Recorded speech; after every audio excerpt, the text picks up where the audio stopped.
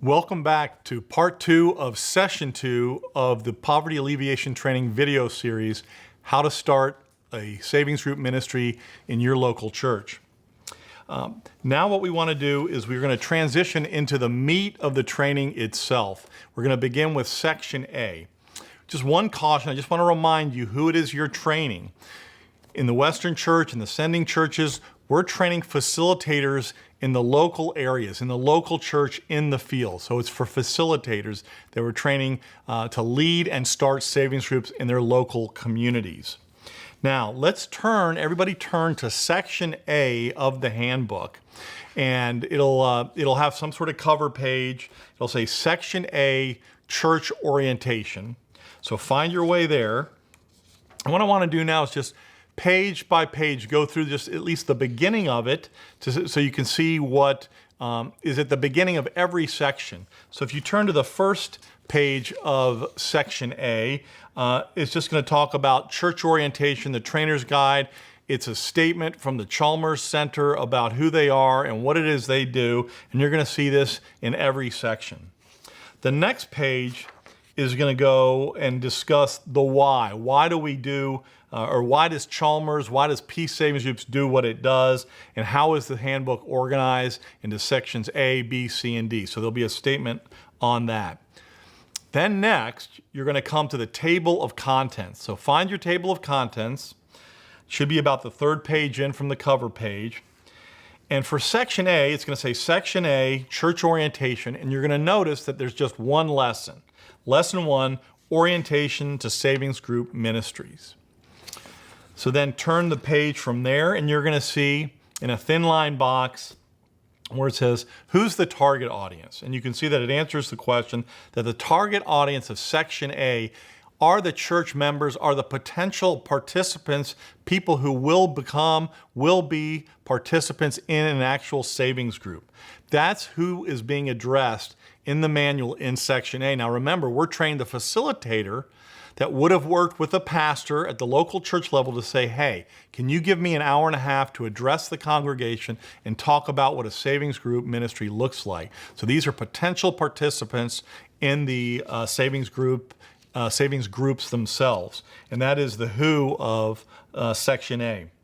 Why? Why are we doing this? You can see written out there that there's 4 reasons given as why. To present the purpose of savings groups and savings and credit associations, to introduce the idea of savings and credit associations to the congregation, to create enthusiasm because we're moving towards recruiting potentially over this hour and a half to recruiting people from the church to join savings groups, and to clarify the structure between the church itself and the savings group. And we'll talk more about that as we get into lesson 1.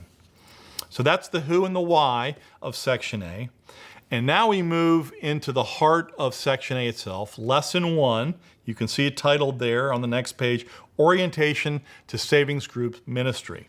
And you've got your bold box where you've got your objectives, your preparations and materials needed for this section of training, and the time that it should take, which is an hour and a half.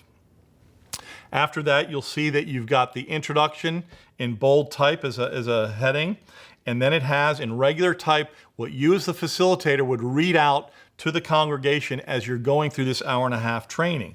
I've been invited to share with the group about a strategy of proponing church-centered savings and credit groups, and then in the italics, you'd introduce yourself. So as you can see, we're going through, and then task 1 is now we're going to discuss the relational framework for savings-led ministry, and this should take about 30 minutes. And you can see the first anchor question, or anchor questions here by the carrots under 1A. It gives us an underlying direction, share with the group, so it's an action the facilitator should take, share with the group.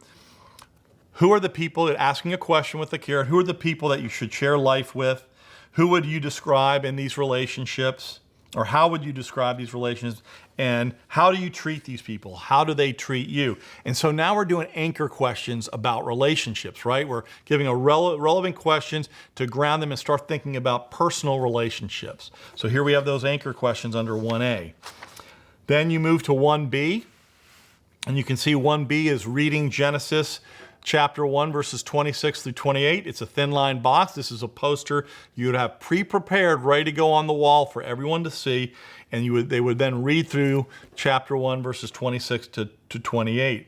And what we're making here, the information that's being added to the relational ankle now, is that God is relational. Look here in the scripture. Don't you see it? God is relational. That's what we're getting the participant to see. And then we have another add question. What do you think about God being relational? So they're trying to get them to interact with the information, add it, internalize it. And then what happens is they move them to task 1C, as you can see on the page, and they say, listen to the description of the 4 key relationships.